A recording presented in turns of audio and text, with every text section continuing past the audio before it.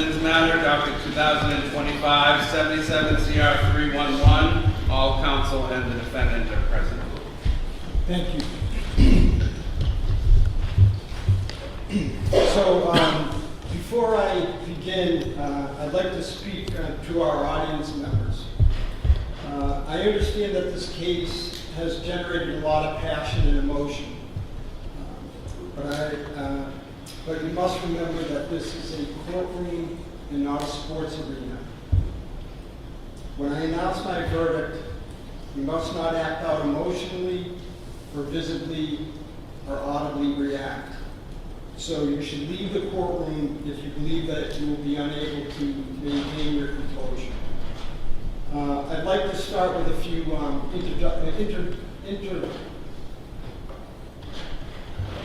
introductory words. Let me say this, this is not in my script. This has been one of the more exhausting, hardest things I've had to do as a judge, as an attorney. And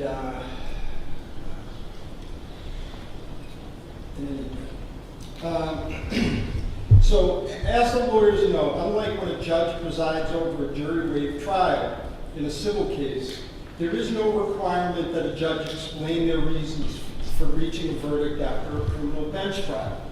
I do so in this case because I think that Ms. Fitzsimmons, Officer Noonan, and all the people involved in the tragic events of June 30, 2025 deserve an explanation. Next, I'd like to take the opportunity to publicly thank and commend the attorneys in this case. They all did an exceptional job presenting the evidence and conducting themselves in an extremely professional and civil manner. And they did so under the public spotlight in an emotionally charged case. I commend you.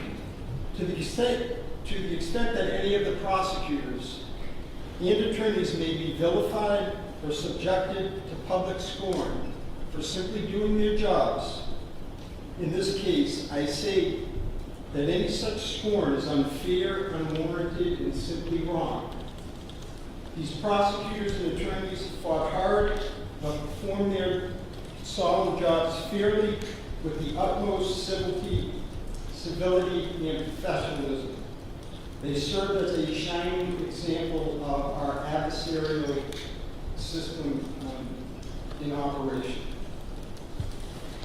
Now, I'd like to publicly acknowledge the crucial and often thankless role that police officers perform, a role that Ms. Fitzsimmons herself, like Officer Noonan, willingly and selflessly performed for the citizens of North Andover. For this, you should be thanked, not disparaged. For those that think that serving as a police officer is easy, or that officers don't care or take pride in their work, I say with more than 3 decades of experience in the criminal justice system that you are naive, misinformed, and sadly mistaken.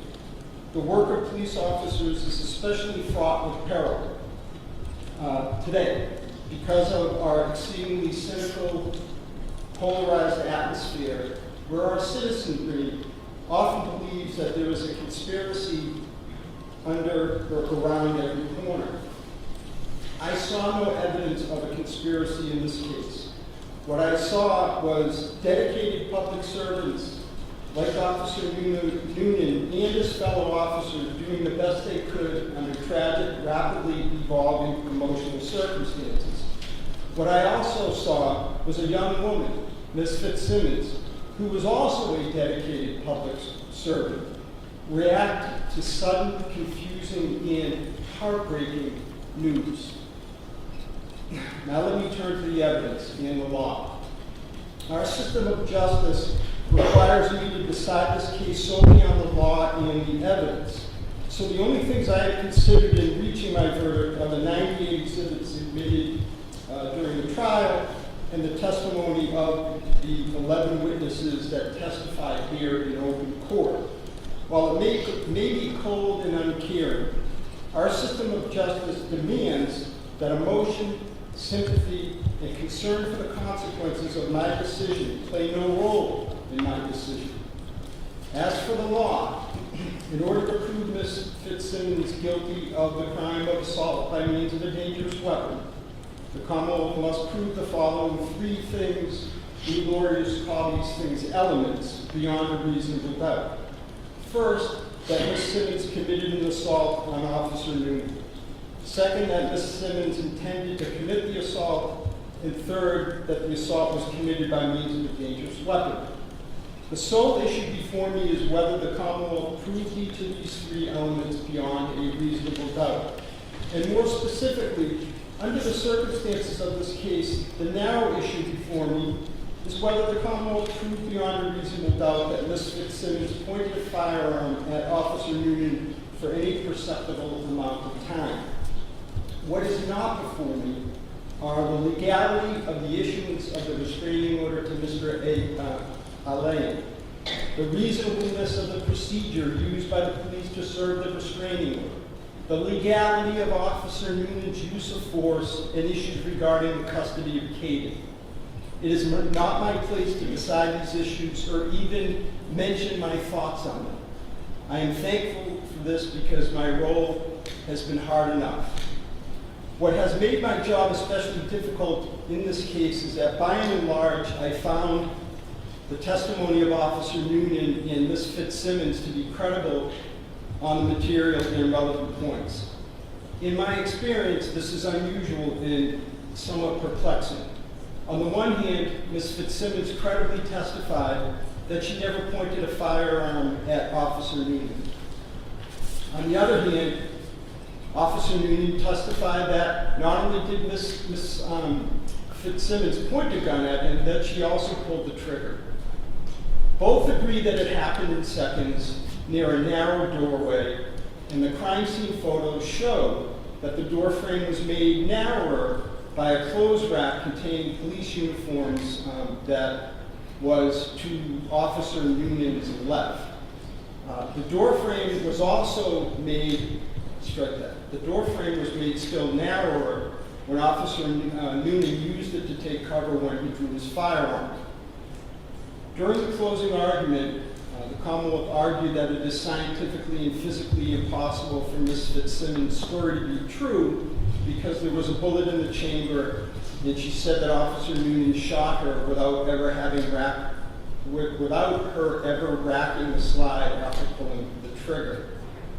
I disagree that the evidence reflected that the only way to chamber a round would have been to pull the slide under those circumstances.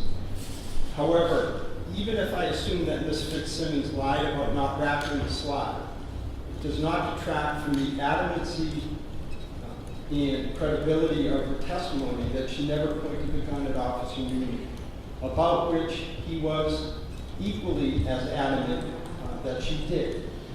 Perhaps the Commonwealth could have easily met its burden if the officers had been wearing body cameras.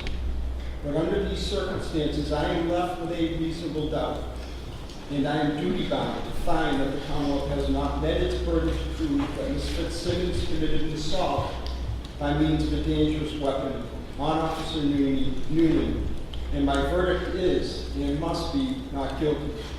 With that, I will hand the signed verdict slip.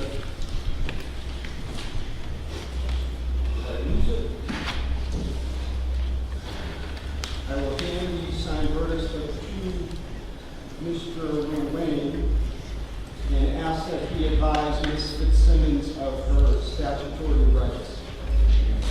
Ms. Fitzsimmons, could you please stand? On docket 2025, 77 CR 311, count 001, the court having returned a verdict of not guilty, the court orders that you be discharged of this indictment and this indictment only, and go thereof without delay. Kelsey Fitzsimmons, as required by statute, I must inform you that the records regarding the charges for which you have been found not guilty will be sealed by the Commissioner of Probation and by the court unless you notify the Commissioner of Probation in writing within 10 days that you do not want those records sealed. To to request that those records not be sealed, you may use the request not to seal form posted on the trial court's webpage on mass.gov, or a copy of which I will hand to your counsel. I cannot accept the form here in court. You must submit it to the Commissioner of Probation at the address provided on the form. You understand? Yes, I do. Thank you. Thank you. Court is in recess. Good, all right.